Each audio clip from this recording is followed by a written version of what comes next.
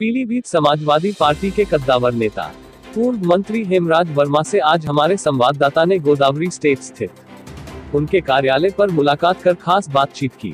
बातचीत के दौरान पूर्व मंत्री हेमराज वर्मा ने प्रधानमंत्री नरेंद्र मोदी एवं मुख्यमंत्री योगी आदित्यनाथ पर हमलावर होते हुए कहा। पीलीभीत से मुस्तकीम मंसूरी की रिपोर्ट। केंद्र और प्रदेश सरकार ने जो कार्य किया है फ्री राशन योजना का, तो किसी सरकार ने नहीं किया, जैसे कि आपकी भी सरकार रही और तमाम सरकारें रही। तो हम ये जानना चाहेंगे कि फ्री राशन योजना 15 दिन का राशन केंद्र सरकार देती थी और 15 दिन का राशन प्रदेश सरकार देती थी, इस पर क्या कहना चाहेंगे? देखिए, जो भाजपा सरकार है, ये फ्री राशन का बहुत ढिंढोरा इन्होंने पीटने का काम किया। मैं जिस तरह से आज पूरे प्रदेश और देश की जो स्थिति है, आज जहाँ पर बहुत सारी सरकारें रहीं, उन्होंने तमाम सारे काम किए, चाहे पल्स पोलियो की दवाई फ्री देने का काम किया हो, चाहे तमाम सारे टीकाकरण के अभियान चलाए हों, चाहे सर्व शिक्षा अभियान चलाए हों, चाहे छात्रवृत्ति देने का काम किया हो, चाहे विधवा वृद्धा विकलांग पेंशन देने का काम किया हो, चाहे स्कूलों में फ्री शिक्षा देने का काम किया हो, चाहे अस्पतालों में फ्री इलाज देने का काम किया हो। तमाम सारे काम पिछली सरकारों ने फ्री में किए। और लेकिन अब ये सरकार जिस तरह से खाद्यान्न की जो बात कर रहे हैं आप, पिछली सरकारों ने कभी ढिंढोरा नहीं पीटा। और हालांकि वो भी जनता के टैक्स के पैसे से योजनाएं चलती थी, आज भी जनता के टैक्स से योजनाएं चल रही हैं, लेकिन इसका ढिंढोरा ये लोग पीटने का काम इन्होंने किया है। और जहाँ राशन की बात करें तो शायद ये बीजेपी वाले भूल गए, जब खाद्य सुरक्षा अधिनियम जब बन रहा था, खाद्य सुरक्षा अधिनियम जब लागू हो रहा था, तब इसी बीजेपी सरकार ने इसका विरोध करने का काम किया। और पूरे देश में जो भाजपा शासित प्रदेश रहे हैं, उनमें सब में इन्होंने बाद में खाद्य सुरक्षा अधिनियम को लागू किया। और गुजरात में तो सबसे बाद में इन्होंने खाद्य सुरक्षा अधिनियम लागू किया, जबकि उत्तर प्रदेश जो दुनिया की आबादी के हिसाब से 5वां 6ठा देश बन जाएगा, इसमें हम लोग जब सरकार में थे, मैं भी उस विभाग में राज्य मंत्री था, हमने इस सबसे बड़े इस प्रदेश में खाद्य सुरक्षा अधिनियम को लागू किया और घर घर तक राशन कार्ड पहुंचाने का काम किया। आज जो अगर 2 रुपए किलो गेहूं, 3 रुपए किलो चावल अगर जो मिल रहा है, ये पिछली सरकारों की देन है।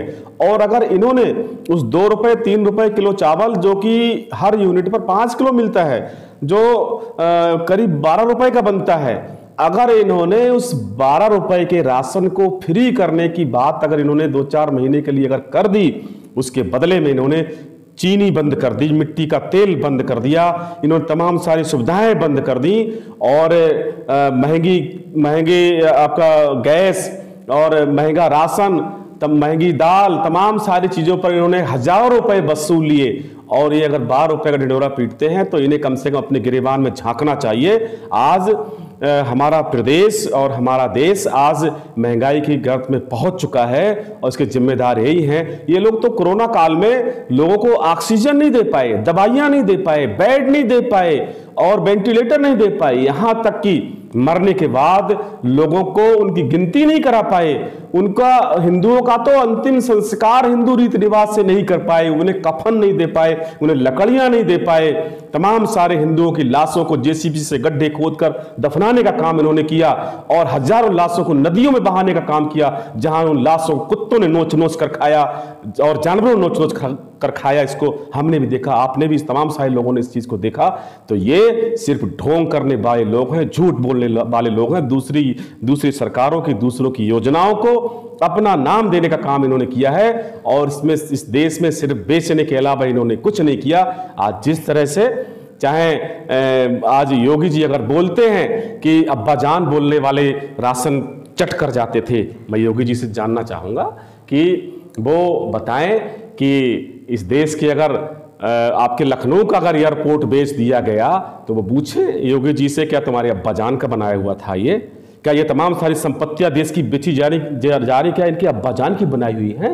वो संपत्तियां हमारे पूर्वजों के खून पसीने की कमाई से पिछली सरकारों ने बनाने का काम किया, जो बेचने का काम कर रहे हैं। ये सिर्फ और सिर्फ धार्मिक उन्माद फैलाकर यहाँ पर इस देश को बंटवारा करना चाहते हैं, ध्रुवीकरण कराना चाहते हैं। लेकिन जनता इन सारी चीज़ों को समझ चुकी है।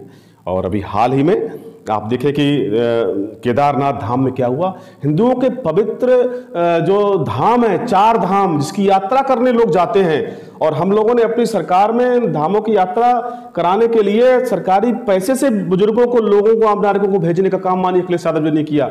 आज इन्होंने, मैं तो कहता हूं ये ढोंगी हैं, और मैं पक्के यकीन से कह सकता हूं कि बीजेपी में तमाम सारे नास्तिक भरे पड़े हैं। अगर इनमें जरा सी भी धर्म के प्रति जरा सी भी अगर कहीं आस्था होती तो केदारनाथ धाम पर वहां रेड कारपेट बिछाकर, जूते पहनकर और गर्भगृह में कैमरे लगाकर वहां पर ये परिक्रमा नहीं करते। इन्हें शर्म आनी चाहिए और इन्हें चुल्लू भर पानी में डूब मरना चाहिए इनको। और मैं तो देश के तमाम सारे जो धार्मिक क्षेत्र से जुड़े हुए हैं, तमाम सारे हमारे जो ब्राह्मण हैं, जो वेद पुराणों के ज्ञाता हैं, मैं उनसे भी कहना चाहूंगा कि ऐसे ढोंगियों को, पाखंडियों को, जो धार्मिक स्थलों को अपने जूतों तले रौंदने का काम करें, ऐसों को अपने हिंदू धर्म से उन्हें अलग करने का, बहिष्कृत करने का काम किया जाए। मैं ये अपील करना चाहूंगा अपने सभी धार्मिक गुरुओं से, सभी धर्म के अनुयायियों से।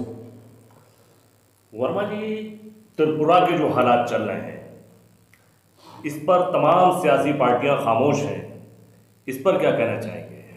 देखिए, जो स्थितियां हैं, जो हालात हैं, हमारे इस देश को जिस तरह से आरएसएस ने हमेशा बंटवारा करने का काम किया, इस देश को बांटने का काम किया है, और हमारे सरदार वल्लभ भाई पटेल जी ने तो इसीलिए आरएसएस पर बैन लगाने का काम किया, और इन्होंने तमाम सारी माफ़ी मांगी, तमाम सारे लिख के दिया, तब जाके कहीं वो रोक हटाने का काम उन्होंने किया। तो ये सिर्फ बीजेपी के लोग जो हर जगह पूरे प्रदेश में कहीं ना कहीं इस कोशिश में लगे रहते हैं, आरएसएस के लोग लगे रहते हैं कि देश में कहीं ना कहीं इस तरह के जो बंटवारा हो, दंगे हो, और इस तरह से जो है एक कम्युनल माहौल बने।